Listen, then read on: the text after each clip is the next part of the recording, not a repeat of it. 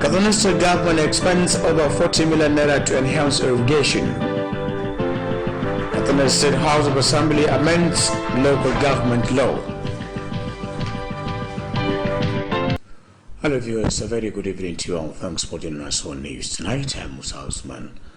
Katsina State government is planning to construct a structure that will commemorate the 344 students of GSSS Kankara.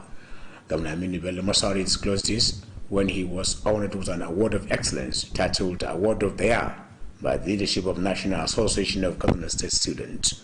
Government House correspondent Span Musa has more on the story. Governor Aminu Bello Masari explained that what happened to the 344 students will be part of the history of Katsina State. Hence, the state government planned to construct a structure that will serve as a symbol of remembering them.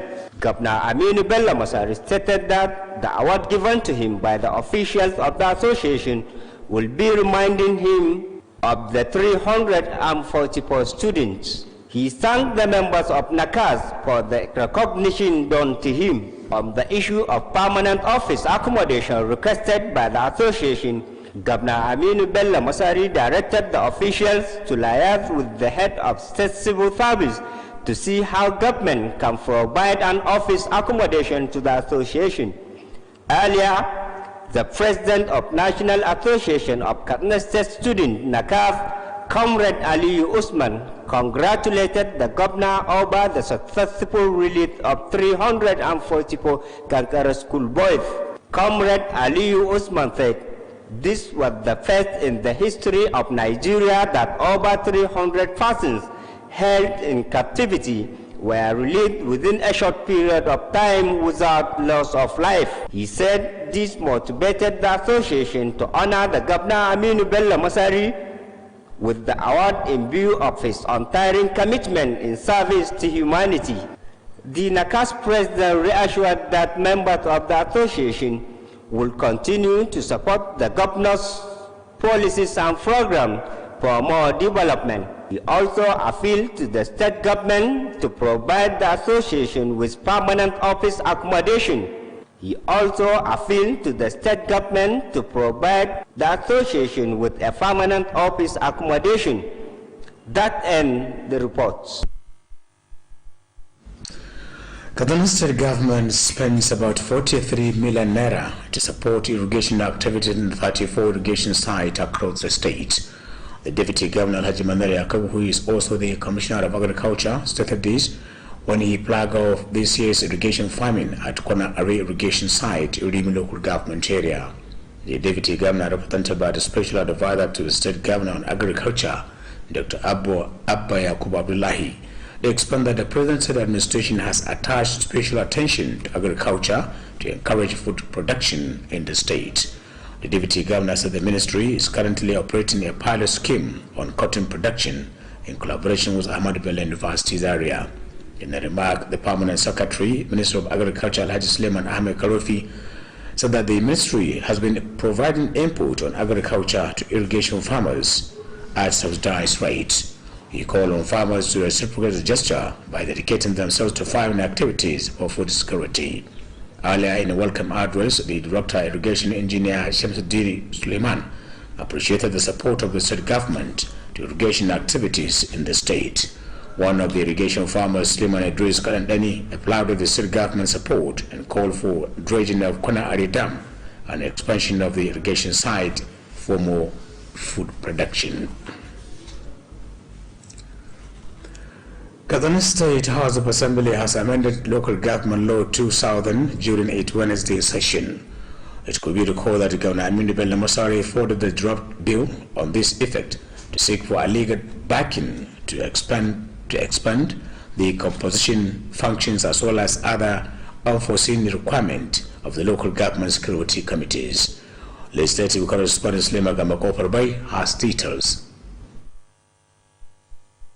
So Speaker Alhaji Tasu Musa Megari announced the amendment after deliberation on the report of the Joint Committee on Local Government and Emirate Affairs and Security and Intelligence to this effect. Alhaji Tasu Musa said the House will not relent in its effort in amending any legislation that will ensure good governance in the state. He said security matter is a dynamic issue, hence there is need for the legislature to remain vigilant and effect amendment whenever the society changes. Earlier, the House Leader Alhaji Abubakar Suleiman Abubakar moved a motion for the third reading of the bill and was seconded by Shamsuddin Abubakar Dabai, representing Danja constituency, after adopting the two recommendations of the committee. The Joint Committee Chairman Alhaji Garba Hussein Nankanjiba said the members have made a series of meetings with relevant stakeholders as well as consultation with the professionals to ensure the effectiveness of the new amendment. Alhaji Hussein Garba Nankanjiba informed that during such meetings the stakeholders deliberated on the Section 45 of the principal law as well as other proposed amendments submitted by the executive for the legislative considerations. The lawmaker revealed that the new amendment has received an overwhelming support from all the stakeholders concerned.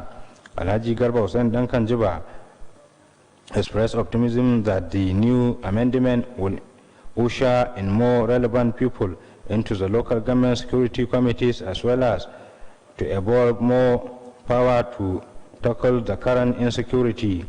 The co-chairman Muhammad Abubakar Hamisu from Dutsenma constituency thanked the House for the noble job assigned to the committee. From Katsina State House of Assembly, Suleiman Gambako Parbai reporting. Katsina State House of Assembly says the target 2021 state government budget as a recovery and consolidation is a challenging task to the legislative to expand the bound of its oversight function to ensure the full implementation of line-up projects proposals. Speaker Tasu Musa Megari made this known shortly after adjourning the House for recess. Legislative correspondent Suleiman Gambako Parbai has details of the report. Alhaji Tasu Musa Megari said the whole concept of the budget is to complete projects started, consolidating of the already completed project as well as initiating new viable projects across the state. He described governance as a continuous process which demands the contribution of all and sundry for the success of all the lined-up policies and programs. According to the Speaker, the jacking up the budget figures was over 3.8 billion by the legislature was a deliberate attempt to allow some ministries, departments, and parastatals to achieve what they proposed for the growth of the state. Alhaji Tasu Musa Megari, however, urged people of the state that budget is a mere proposal of what the government is expecting from all its source of funds. The Speaker said in his effort to source more funds to the state from international development partners, the House has prepared this year's budget in compliance with the International Public Sector Accounting System, IFSAS, which is the current global budget format. Alhaji Tasu Musa Megari said the House will commence oversight at the end of second quarter of the next year. From Katsina State House of Assembly, Suleiman Gambako Parbai reporting. Katsina State government has stressed the need for more community participation in the selection and execution of developmental projects in the state. The Secretary to the Government of the State, Alhaji Mustapha Mohammed Inua, stated this when he received the board chairman, members, and the management of Katsina State Community and Social Development Agency (CSDA) on a courtesy call. Correspondent Shamsuddin Habibu has details of the report. The Secretary to the Government of the State expressed appreciation over the visit and acknowledged the achievements recorded by the CSDA in the execution of people's-oriented projects. Alhaji Mustapha Muhammad Inua expressed gratitude over the quality of the micro projects being executed by the agency and commended the board members and the management in that regard. The Secretary to the Government of the State assured of the state government continued support and assistance to the CSDA to achieve the set objectives. Alhaji Mustapha Muhammad Inua directed the board members and the management of the agency to forward the requests made for necessary action. The Secretary to the Government of the State equally expressed appreciation over the support and intervention of the World Bank towards the development of the state and charged the benefiting communities of the CSDA projects to ensure their proper maintenance. Alhaji Mustapha Muhammad Inuwa expressed optimism that the agency is executing community-based projects and called for its sustenance. Earlier, the chairman of the governing board of the agency, Alhaji Nasser Abdul, said the visit was meant to intimate the SGS, who is supervising the activities of the agency, on the success being recorded and challenges for possible government intervention. Alhaji Nasser Abdul revealed that the agency was able to execute a total of 494 micro projects across the participating local government areas. The board chairman attributed the success recorded to the support being given by the state governor Alhaji Aminu Bello Masabi and the secretary to the government of the state Alhaji Mustapha Muhammad Inuwa and other stakeholders, and called for more to achieve the desired success. Alhaji Nasser Abdul appealed to the state government to provide all the needed requirements for the take-up of the community-driven development, as well as provision of befitting office accommodation for the agency. Shamsuddin Habib reporting for KTTV News. Katsina State government has assured of all the necessary support to non-governmental organizations with the aim of promoting the health sector in the state. The Commissioner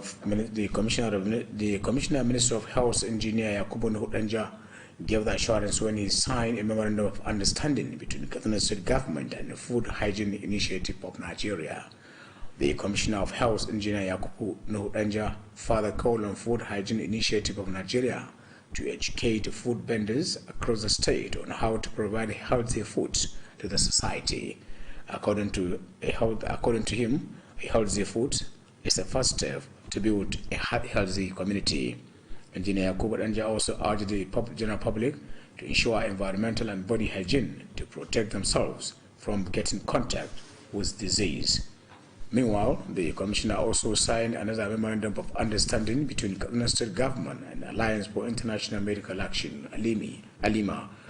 Engineer Yakubu Nuhu expressed gratitude to the organization for choosing Katsina as one of the states to partner with in carrying out their activities. Responding on behalf of those who signed the memorandum of understanding from the two organizations, the Director General of Food Hygiene Initiative of Nigeria, Dr. Jonah Karim, who was represented by the Head of Legal Enforcement and Compliance Department, Abubakar Sadiq, and the Emergency Coordinator of Alliance for International Medical Action, Mr. Hamma Saleh, promised that the signing of the MOU will benefit the targeted beneficiaries. The State Caretaker Committee Chairman of All Progressive Congress APC, Alaji Shitu, has appealed to party principals to enlighten people on the activities of APC administration in moving the state forward for more development of the party. Alaji Shitu was speaking at the inauguration of the members of Jibia Local Government Caretaker Committee in Jibia. The State Caretaker Committee Chairman, represented by the Jibia Local Government Caretaker Committee Chairman, Alaji Siraju Ado Jibia, commended the support the party receives from the area. Alaji Siraju Ado Jibia urged the party principals in the area to maintain the party's support for more development. He acknowledged the concern of Governor Aminu Bello Masari to the development of the area and the plight of the common man. Alaji Bishir Sabu assured to deliver the local government to APC at any time. He stated that Jibia has been a stronghold of the APC since the inception of this administration. Alaji Kaburu Meshe urged people to pray to Allah for peace to reign in the Northwest region and the country at large. Information Chapel of the Nigeria Union of Journalists has conducted election for the new executives of the union. Correspondent Shamsuddin Habibu reports that the newly elected executives were inaugurated shortly after the election. The report. Speaking on the occasion, the permanent secretary of the ministry, Hajia Maimuna Leko, congratulated the newly elected executives of the NUJ chapel and charged them to justify the confidence reposed in them by the members. Hajia Maimuna Leko, represented by the Director of Home Affairs, Alhaji Abba Bashir, expressed appreciation about the support being given to the ministry by the NUJ chapel and the assure of more harmonious working relationship to move the ministry forward.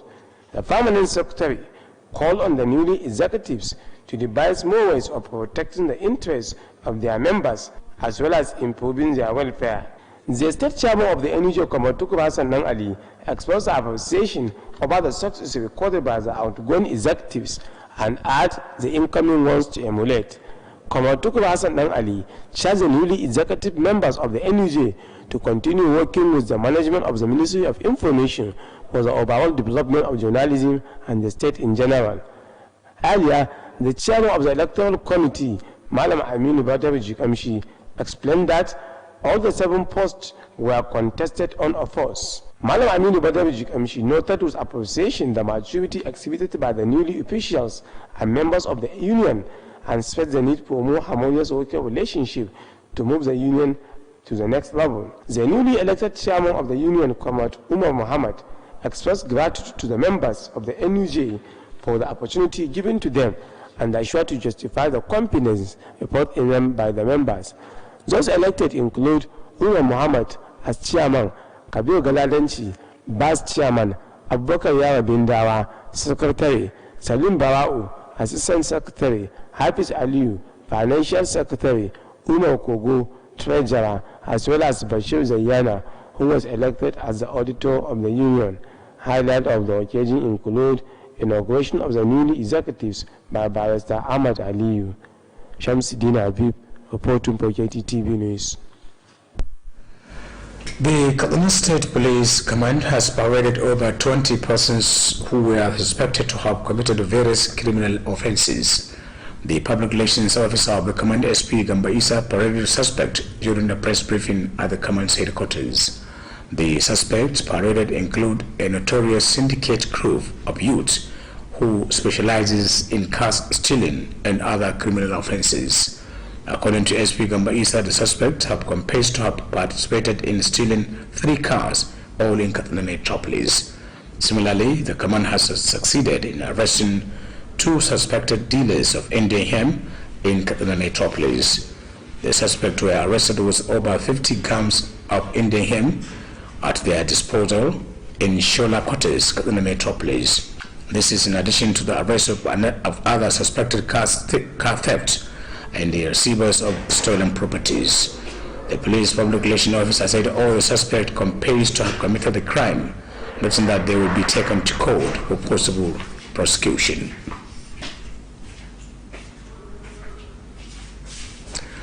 And with that, we conclude news tonight from our news desk. Thanks for watching and stay tuned.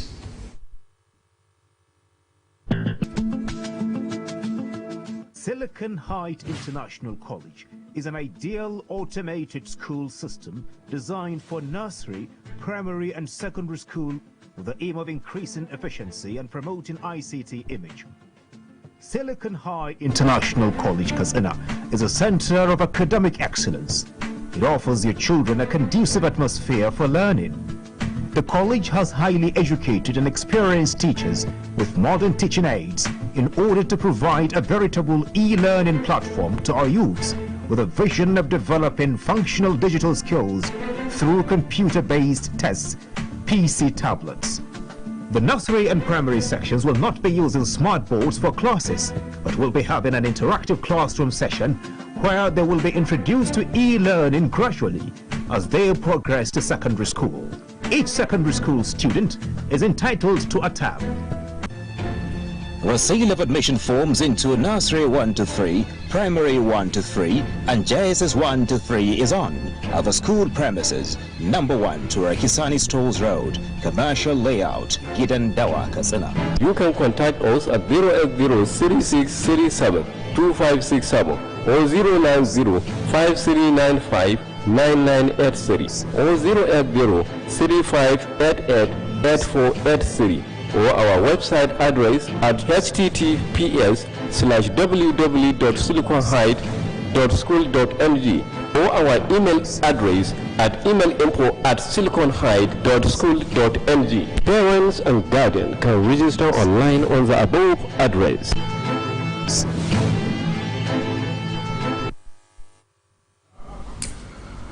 Iyalan mai girma girbin Katsina Murabus Alhaji Aminu Kabir na Gago da na Alhaji Adamu Garba Kaita na farin cikin gayyatar jama'a da abokan arziki zuwa wurin ɗaurin auren 'ya'yansu Mustapha da Mukaita da amareshi Mufida Aminu Kabir na Gago, wanda in Allah ya yarda za a yi ranar Asabar 26 ga wannan watan muke ciki da misalin karfe 12 na rana a masallacin Juma'a na Bani Kumasi da ke jihar Katsina. Allah shi bari kan zuwa. Amin. Sanawa daga mai girma da rubin Katsina Murabus Alhaji Aminu Kabir na Gago. Iyalan Alhaji Yusuf Jibrin Abdullahi Clark na majalisar dokoki ta Katsina yana gaita yan wada abokan arziki zuwa wurin daurin auren diyarsa Hafsat Yusuf Jibril, wanda za a yi ranar Juma'a 25 ga wannan watan da muke ciki, wato gobe, da zarar an gama sallar Juma'a a masallacin Usman bin Fodio da ke sabuwar jihar Modoji Katsina. Allah shi bari ikon zuwa. Amin. Sanawa daga Lawal Ahmed Matazu.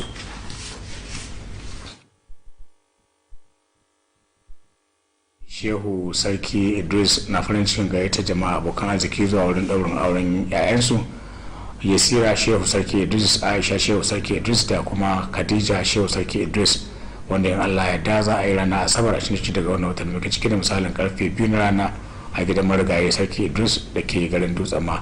Allah shi ba da ikontuwa. Amin.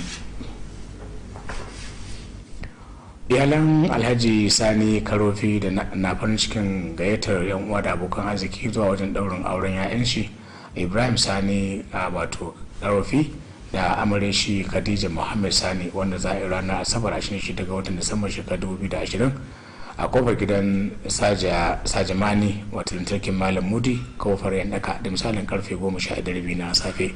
Sai kuma Kabir Muhammad da Yabo da amareshi Khadija Sani Karofi ranar Asabar 26 ga watan Disamba shekarar 2020 a masallacin Malam Hudu da ke sabuwar unguwa kofar Kaura kusa da primary school da misalin karfe 1 na rana.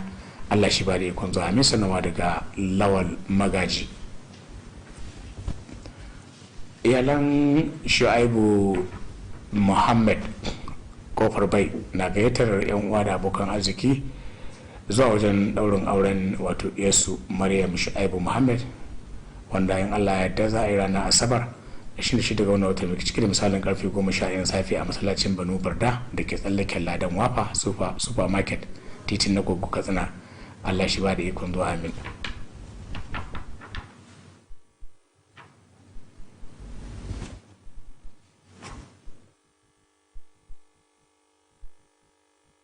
Iyalan Alhaji Yusuf Ibrahim Jibrin ta yi sau da ni.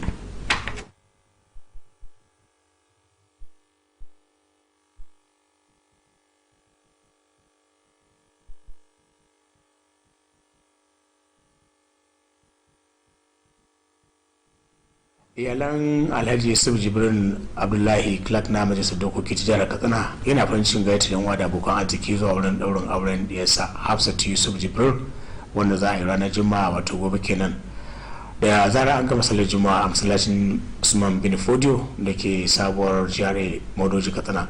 Allah shi ba da ikon zuwa. Amin. Sanarwa daga Lawal Ahmed Matazu.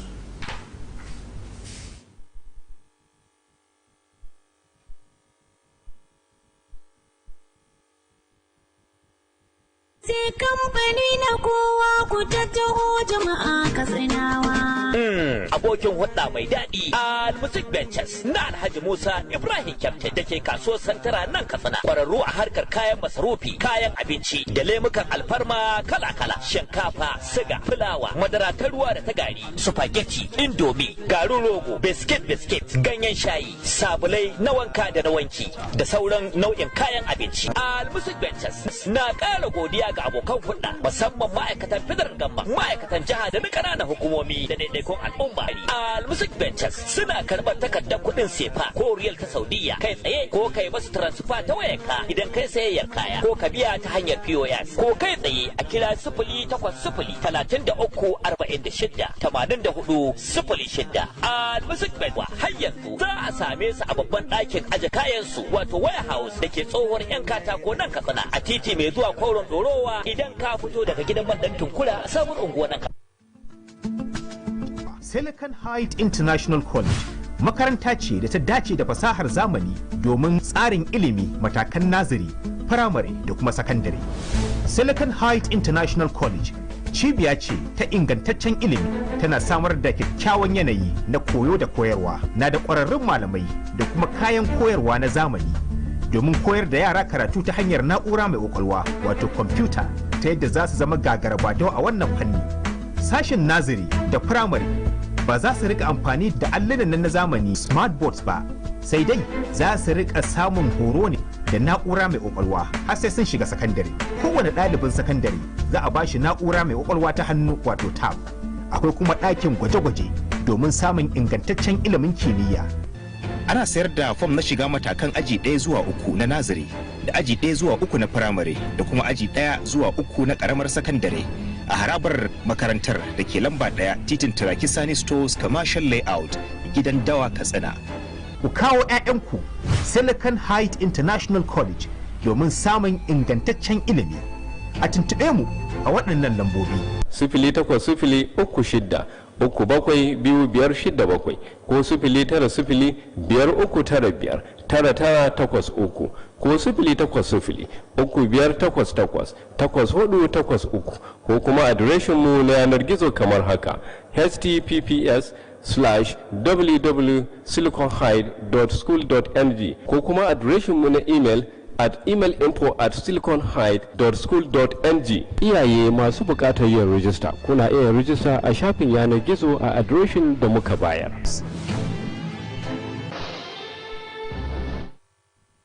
Iyalan Alhaji Muhammad Mai Baturu da na marigayi Alhaji Ɗanladi Mai Goro sabon layi nan Katsina na farin cikin gayyatar yan wada abokan arziki zuwa wurin ɗaurin auren 'ya'yansu Ishaka Abubakar Mai Goro da amareshi Aisha Umaru Mai Batur, wanda in Allah ya da za a yi ranar Asabar da misalin karfe 11 na safe a gidan marigayi Alhaji Mamman wato gidan Batur kofar kwanan Katsina.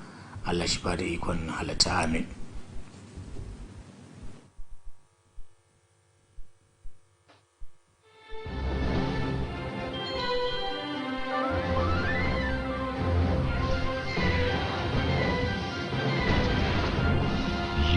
Watching KTTV, Katsina State Television.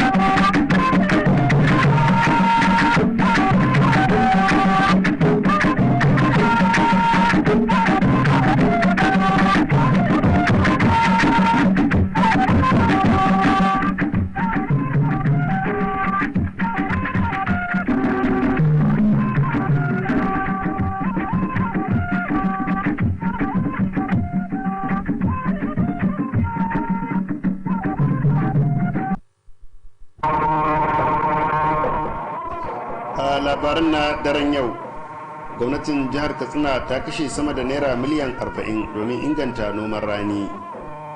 Majalisar dokoki ta jihar Katsina ta yi gyara akan dokar kananan hukumomi. An baiwa gwamna Aminu Bello Masari lambar girmamawa akan kokarinsa na ceto ɗaliban da aka sace.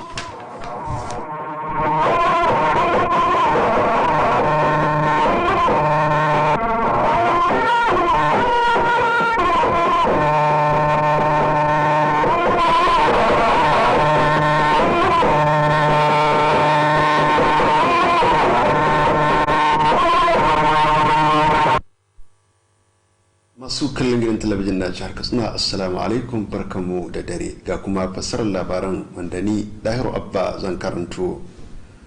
Gwamnatin jihar Katsina na shirin yin wani gini wanda zai zama abin tunawa da ɗaliban nan 344 na makarantar sakandaren kimiyya ta kankara. Gwamna Aminu Bello Masari ne ya bayyana haka sa'ilin da aka karrama shi da lambar girmamawa mai taken award of the year a turanci, wanda shugabannin kungiyar ɗalibai suka bayar. Ga kuma ci gaban rahoton. Gwamna Aminu Bello Masari ya bayyana cewa lamarin da ya faru ga ɗaliban sakandaren kimiyya da ke kankara su 444 abu ne da ba za a taɓa mantawa ba, don haka gwamnati ta yi wani shiri domin yin wani gini na musamman domin tunawa da ɗaliban. Gwamna Aminu Masari ya bayyana cewa wannan kambu na girmamawa da shugabannin kungiyar ɗaliban ta bashi zai taimaka mishi domin tuna ɗaliban a koda yaushe. Sannan ya gode wa kungiyar ɗaliban 'yan asalin jihar Katsina akan wannan karramawa da suka yi mishi, akan buƙatar da ɗaliban suka gabatar ma gwamna domin sama musu ofishi da za su dinga gudanar da aikace-aikacensu. Gwamna Aminu Bello Masari ya umarci shugabannin ɗaliban da su tuntuɓi shugaban ma'aikata na jiha domin duba yadda za a sama musu da ofishi ga ƙungiyar. Tun da farko shugaban ƙungiyar ɗaliban 'yan asalin jihar Katsina, Comrade Aliyu Usman, ya taya gwamna Aminu Bello Masari murna akan nasarar samun ceto ɗaliban guda 344 na makarantar kimiyya da ke kankara daga hannun 'yan bindigar. Comrade Aliyu Usman ya ce wannan shine karo na farko a tarihin kasar nan inda aka saki sama da mutum 300 da aka yi garkuwa da su a cikin kankanin lokaci kuma ba tare da rasa rai ba. Ya ce wannan kwazo ya ja hankalin kungiyar ɗaliban da ta karrama gwamnan domin wannan gagarumar nasara da gwamnan ya samu domin kubutar da ɗaliban a hannun maharan. Shugaban kungiyar ɗaliban 'yan asalin jihar Katsina ya nanata ƙudurin mambobin kungiyar ɗaliban wajen goyon bayan shirye-shirye da tsare-tsaren ci gaba da gwamnan ke aiwatarwa. Sannan ya yi kira ga gwamnatin jiha da ta sama wa kungiyar ofishi na dindindin domin sauƙaƙa aikace-aikacen kungiyar. Ƙarshen rahoton. Gwamnatin jihar Katsina ta kashe kusan naira miliyan 40 domin tallafa ma'aikace-aikacen noman rani a wuraren noman rani 32 da ke fadin jihar nan. Mataimakin gwamnan jiha wanda kuma shine kwamishinan ayyukan gona ya bayyana haka a lokacin da ya kaddamar da aikin noman rani na wannan shekara a wurin noman rani na kwanar are da ke karamar hukumar Rimi. Mataimakin gwamnan wanda ya samu wakilcin mai baiwa gwamna shawara na musamman akan ayyukan gona Dr. Abba Yakubu Abdullahi ya bayyana cewa gwamnati mai ci yanzu ta bayar da fifiko ga aikin gona domin karfafa ma manoma gwiwa wajen samar da abinci a jihar nan. Mataimakin gwamnan ya ce a halin yanzu ma'aikatar na yin wani shiri na gwaji akan samar da auduga haɗin gwiwa da jami'ar Ahmadu Bello da ke Zaria. A nashi jawabi babban sakataren ma'aikatar Alhaji Sulaiman Ahmad Karofi ya bayyana cewa ma'aikatar na samar da kayan aikin gona ga manoman rani a farashi mai sauki. Ya yi kira ga manoma da su gode ma karamcin ta hanyar mai da hankali ga ayyukan gona domin samar da abinci. Tun da farko a jawabin maraba, daraktan da ke kula da noman rani injiniya Shamsuddin Sulaiman ya nuna jin daɗi akan tallafin da gwamnati ke bayarwa wajen aikace-aikacen noman rani.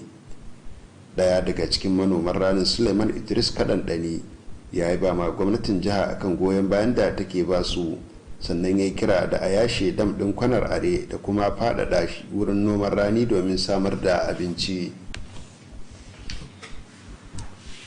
Shugaban majalisar dokoki ta jihar Katsina Alhaji Tasu Musa Mai Gari ya ce taken da aka sanya ma kasafin kuɗi na shekarar 2021 na farfadowa da dorewar ayyuka a kalubale ne ga majalisar akan ta faɗaɗa ziyarar gani da ido don tabbatar da cewa an aiwatar da kasafin kuɗin kamar yadda aka yi kiyasi.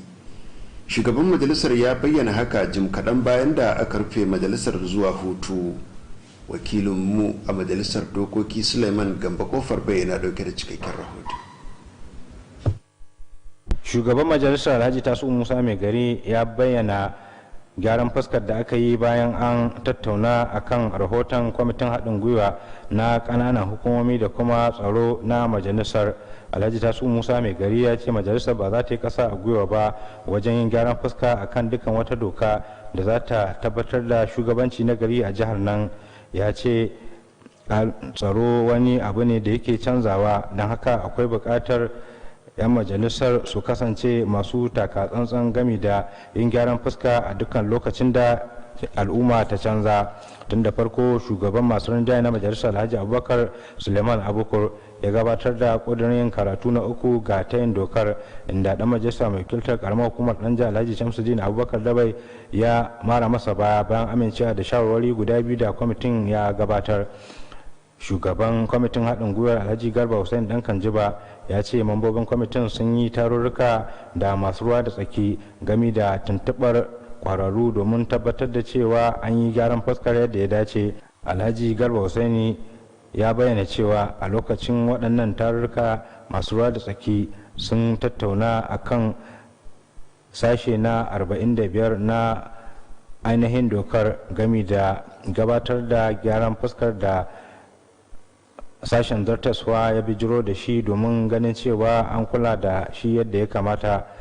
Dan majalisar ya bayyana cewa gyaran fuskar da aka yi ya samu haɗin kai da goyon baya daga dukkanin masu ruwa da tsaki. Alhaji Garba Hussein Dan Kanjiba ya bayyana amanna cewa wannan gyaran fuska da aka yi zai ƙara sanyo wasu mutane a cikin kwamitin tsaro na ƙananan hukumomi gami da ƙara samar da damar magance rashin tsaro da ake fama da shi.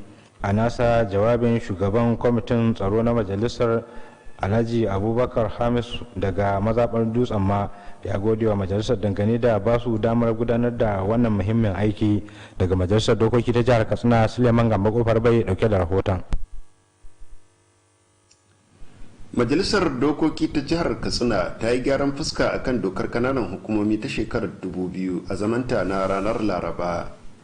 Za a iya tunawa cewa gwamna Aminu Bello Masari ya tura da tayin dokar majalisa domin ganin an yi gyaran fuskar bisa tsari na daidaita sahun kwamitin tsaro na kananan hukumomi. Har wa yau wakilinmu a majalisar dokoki Suleiman Gamba Kofar Bai na dauke da cigaban rahoton. Alhaji Tasu Musa Mai Gari ya ce kasafin kuɗin na da manufar tabbatar da an kammala aikace-aikacen da aka fara gami da ɗora bisa ga waɗanda aka kammala tare da aiwatar da sababbin ayyukan raya ƙasa a faɗin jihar nan. Ya bayyana shugabanci a matsayin wani abu da ake ci gaba da yin shi wanda ke buƙatar gudunmuwa daga dukkanin al'umma domin ganin cewa an samu nasarar aiwatar da dukkan tsare-tsare da shirye-shiryen da aka tsara. Kamar yadda shugaban majalisar ya bayyana, ƙara yawan kasafin kuɗin da aka yi da fiye da naira biliyan 3 da miliyan 800 wanda 'yan majalisa suka yi yana da manufar ganin cewa dukkanin ma'aikatu da sassan gwamnati sun cimma abubuwan da suka yi kiyasi domin ci gaban jihar nan. Alhaji Tasu Musa Mai Gari sai dai kuma ya buƙaci al'umma na jihar nan akan cewa shi fa kasafin kuɗi hasashe ne daga irin kuɗaɗen da gwamnati take tsammani daga dukkan sassan da take samun kuɗaɗen shiga. Shugaban majalisar ya ce a kokarin ƙara samo kuɗaɗe ga gwamnatin jiha daga abokan ci gaba na ƙasa da ƙasa, majalisar ta aiwatar da wannan kasafin kuɗin na wannan shekarar daidai da tsarin tafiyar da kasafin kuɗi na ƙasa da ƙasa.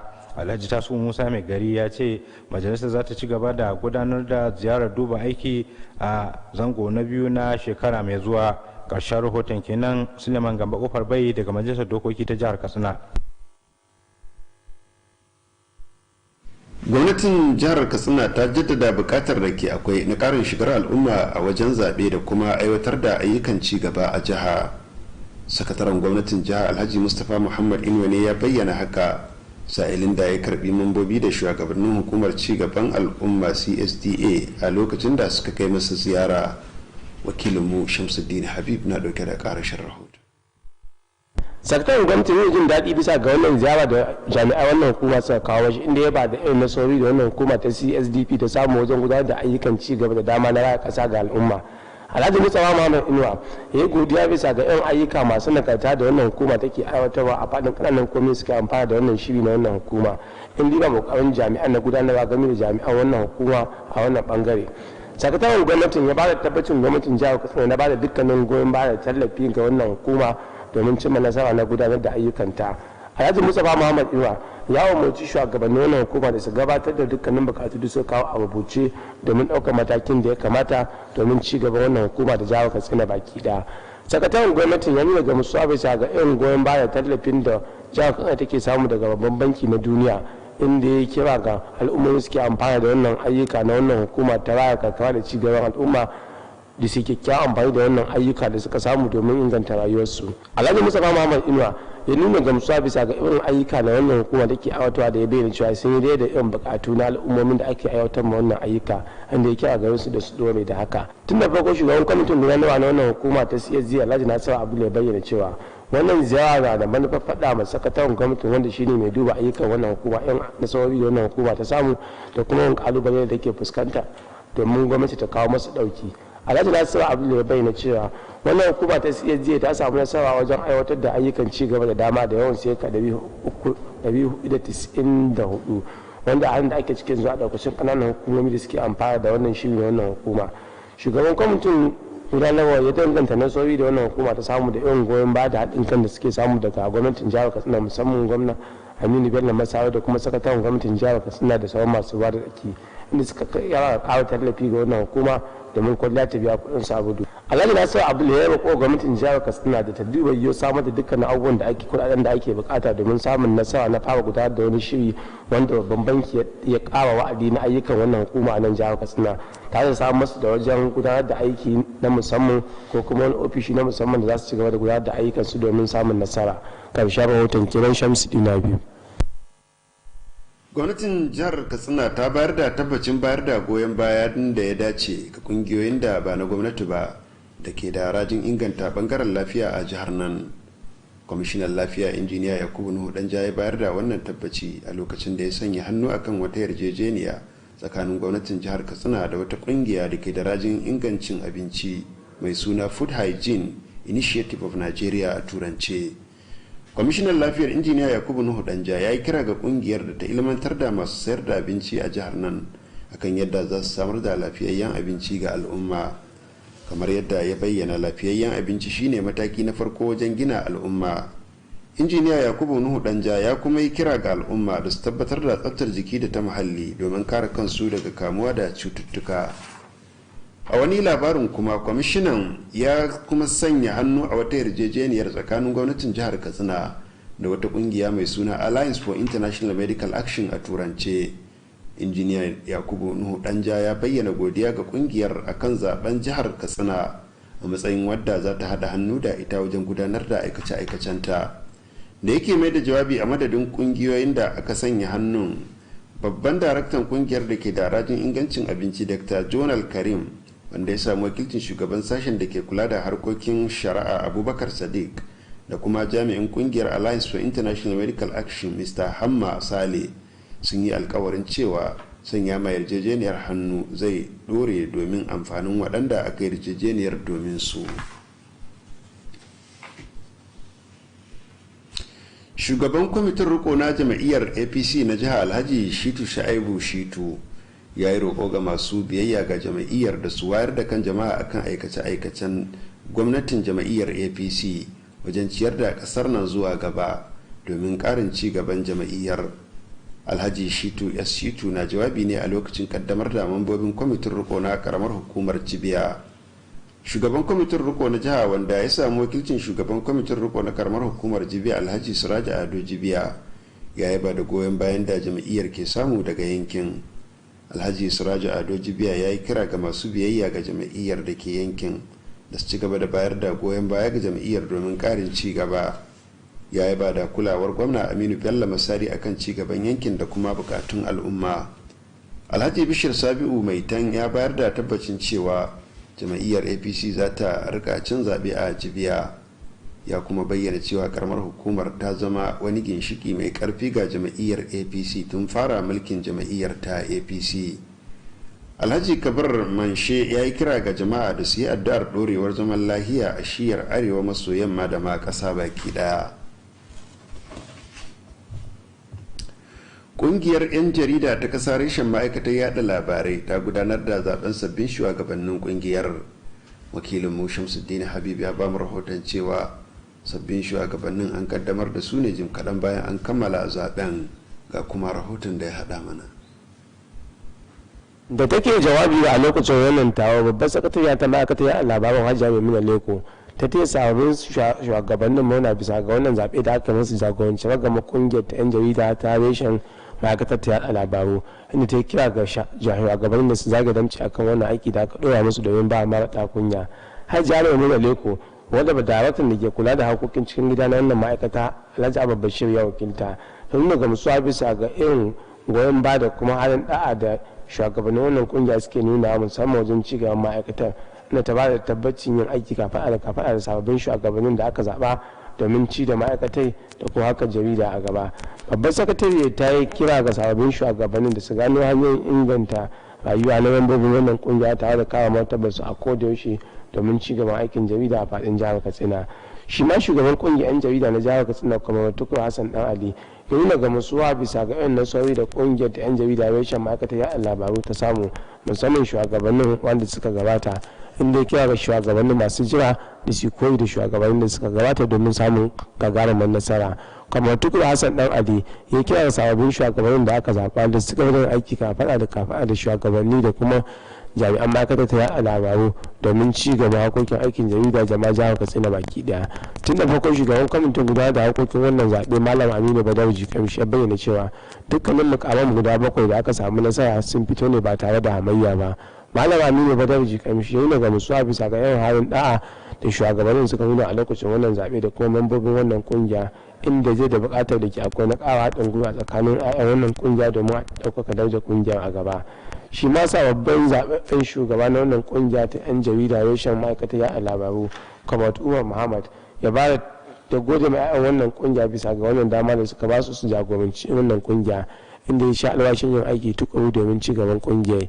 Waɗanda aka zaɓa sun haɗa da Umar Muhammad a matsayin shugaba, Kabiru Galadanci mataimakin shugaba, Umar Yara Bindawa sakatare, Salim Bara'u mataimakin sakatare, Hafiz Aliyu sakataren kuɗi, Umar Kogo ma'ajin kuɗi da kuma Bashir Zayyana wanda aka zaɓa a matsayin mai bincike na wannan kungiya. Abubuwan da suka gudana a wajen wannan taro sun haɗa da kaddamar da sababbin shugabannin wannan kungiya wanda barisa Ahmad Aliyu ya gabatar. Karshen rahoton kenan Shamsu Dina biyu. Rundunar 'yan sanda ta jihar Katsina ta gabatar da sama da mutum 20 da ake zargi da aikata miyagun laifuffuka daban-daban. Jami'in hulɗa da jama'a na rundunar 'yan sandan SP Gamba Isa ne ya gabatar da waɗanda ake zargin a wani taron manema labarai a hedkwatar 'yan sanda da ke nan Katsina. Waɗanda ake zargin sun hada da wata ƙungiyar wasu matasa da suka kware wajen satar mota da kuma aikata miyagun laifuffuka. Kamar yadda SP Gamba Isa ya bayyana, waɗanda ake zargin sun aisa laifinsu cewa suna da hannu cikin satar motoci 3 a nan cikin birnin Katsina. Haka zalika rundunar ta samu nasarar kama wasu mutane 2 da ake zargi suna safarar tabar wiwi a nan cikin birnin Katsina. Waɗanda ake zargin an kama su da kullun tabar wiwi sama da 50 a unguwar Shola Kwatas da ke nan cikin birnin Katsina. Wannan ya hada da kama wasu da ake zargin cewa barayin motoci ne da kuma masu sayan kayan sata. Jami'in hulɗa da jama'ar ya ce dukkan waɗanda ake zargin sun amsa laifinsu da ake zargin su da shi, inda ya nuni da cewa za a gabatar da su a gaban kotu domin a yi masu shari'a. Masu kallon mu da wannan rahoto mu kawo karshen labarin a halin yanzu. Mu kwana lafiya, Allah ya ba mu alherinsa.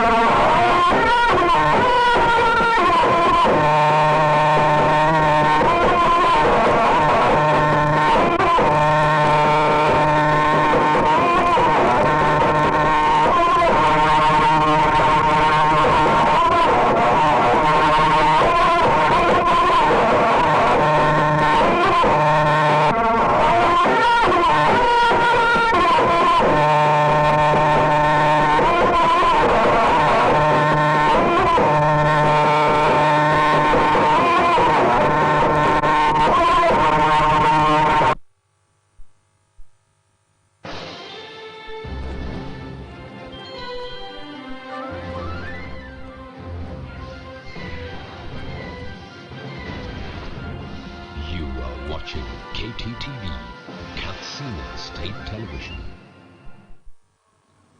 Iyalan Sha'ibu Muhammad kofar bai na gayyatar jama'a abokan arziki zuwa wajen daurin auren Yesu Maryam Shu'aibu Muhammad, wanda in Allah ya da za a yi ranar Asabar 26 ga watan Disamba shekarar 2020 da misalin karfe 10 na safe a masallacin Banu Barda da ke tsallaken Ladan Wafa Supermarket titin na Babu Katsina.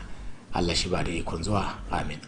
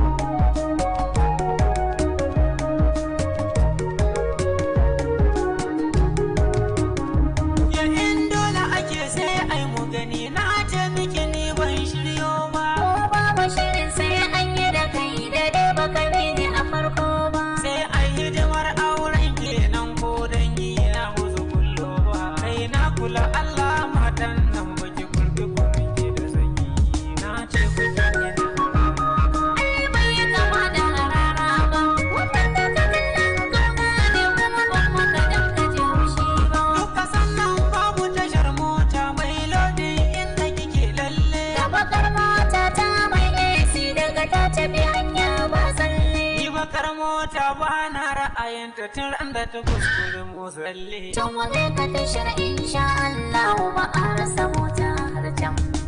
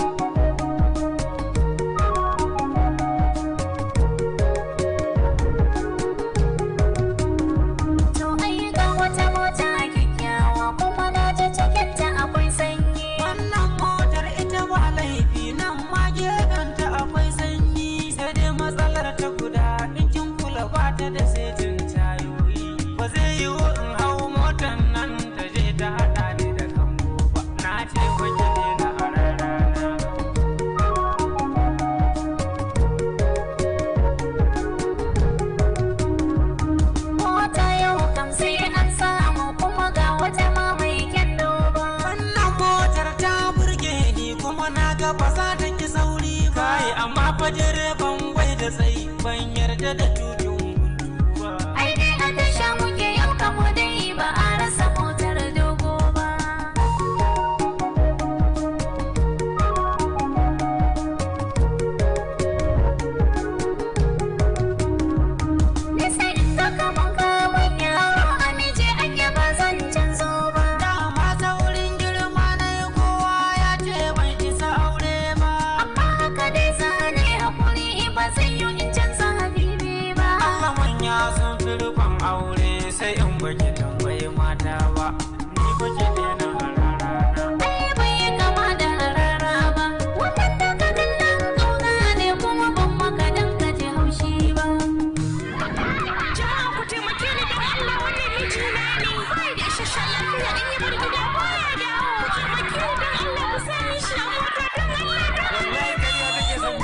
kai ne na ran sai sai wallahi kariya take muku kar ku yadda wallahi kar ku saka ni na ran sai kariya take bai da sai lalle mu kama shi mu taimaki wannan bayar Allah mu sashi a mota sambi sai wasa ne kai ga Allah ku ta mu sashi a mota kai kamo kafa kai kuma tallafi kai ku sashi a cikin mota kana yawa madirin musibati ja'ahu munkarun wa nakiri fi qabrihi la kad ja'aku la ilaha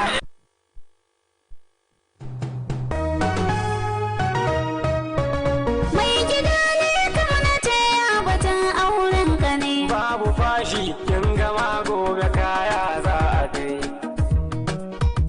Ai kusa ta ga sosai kar ka fasa je kai. Yadda ba ni da tausayi za ta kwashi bakar wuya. To fa aiki ya ji kanshi ya sa na yi nazari na san ba ke da hakuri. Na rarrasa cikin gari na zaɓo hirgegiya.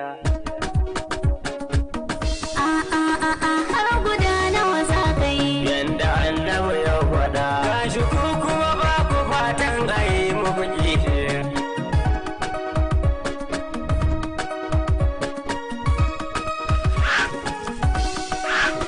Mai gida ka tuna fa auren amana mu kai. Kiran sunan kishiya yana sami da laulayi. Yanzu ma jina nake cikin mugun yanayi. Ni da ai mini kishiya gama ai mini kujiya. In yi kwana 40 ina ya san rijiya.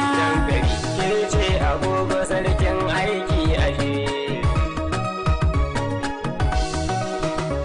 Kuma sai kin ganta yar beauty daidai da ni. Gashi ta ilimin Muhammadiyya da na zamani. Kuma ta ce in akai bikin za ta kula da ni. Yanzu ma zazzaɓi take ni zan kai mata magani. Hanzari fa nake ki bani hula ta in tafi.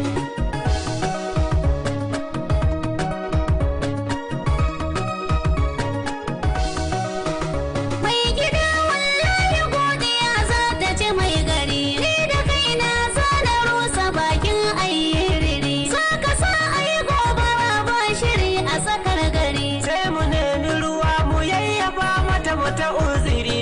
Kuma ni yan kuɗin ki zan arama a haɗa ayi.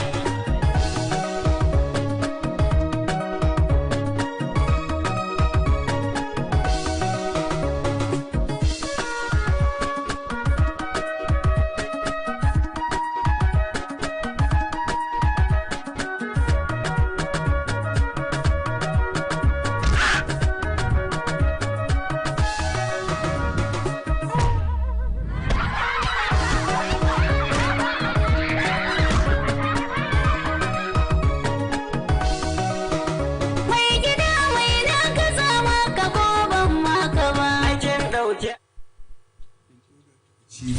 The desired results.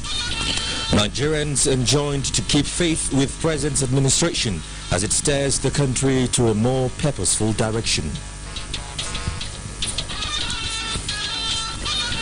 President Buhari cancels Christmas holiday, urges Nigerians to be optimistic and hopeful of overcoming existing challenges. That is a big plus to the armed forces of Nigeria. Defense headquarters reflects on rescue of 39 Islamia girls in Katsina.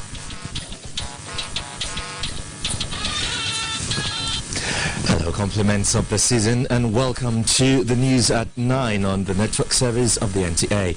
I'm Joseph Johnson in Abuja. Tonight, Michael Olaleye joins us from Lagos.